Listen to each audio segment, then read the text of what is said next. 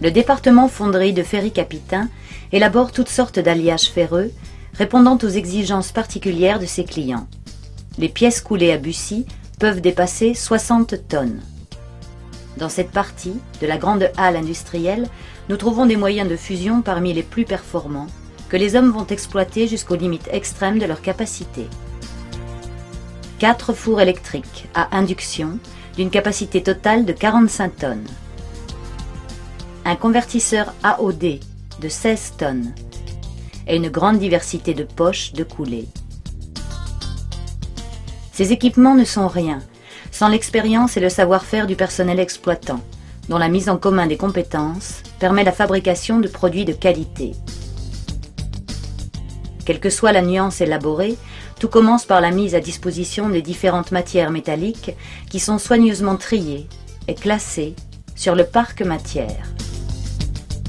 Les produits Ferry-Capitaine sont issus de matériaux de récupération et sont 100% recyclables. Selon la nuance des pièces à couler, les fours électriques sont chargés en respectant les quantités calculées de chacune des matières premières nécessaires à l'enfournement. La composition du métal de base sera adaptée par ajout de différents éléments comme le chrome, le cuivre, le nickel ou le magnésium, suivant que l'on voudra privilégier la résistance mécanique, la résistance à la corrosion ou bien encore l'usinabilité et le comportement aux températures extrêmes. Techniciens et opérateurs de Ferry-Capitaine élaborent donc toute une gamme d'alliages répondant aux contraintes envisagées par le client. À ce stade de la fabrication, température et analyse du métal sont régulièrement contrôlées et ajustées. Symboliquement, 2% de carbone marque la différence entre les deux grandes familles d'alliages ferreux. En dessous de 2%, c'est l'acier.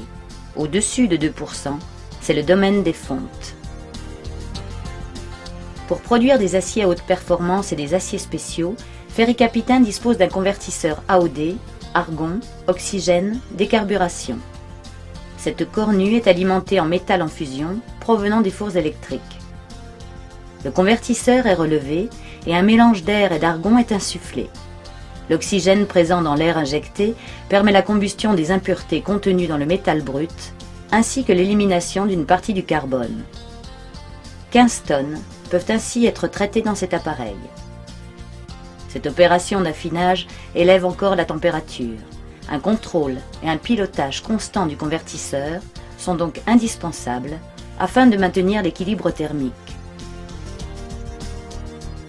Les échantillons prélevés au sein des fours ou du convertisseur AOD sont transmis par circuit pneumatique au laboratoire de métallurgie pour différents tests et analyses.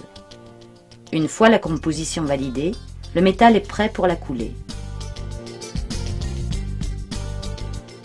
À température suffisamment élevée, le métal en fusion est transvasé depuis les fours ou le convertisseur dans les poches de coulée pour être acheminé vers les moules en sable préalablement réalisés par une autre équipe de professionnels.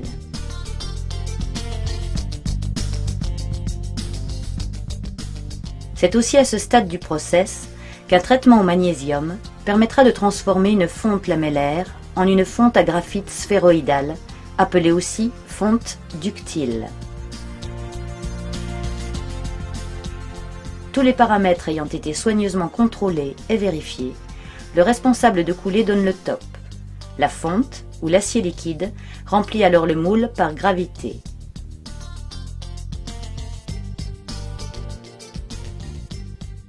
Selon la taille et le poids des pièces, 1 à 3 poches seront utilisées pour couler le métal liquide. Il faudra quelques secondes pour les couler de plusieurs centaines de kilos et à peine 3 minutes pour celles approchant les 80 tonnes.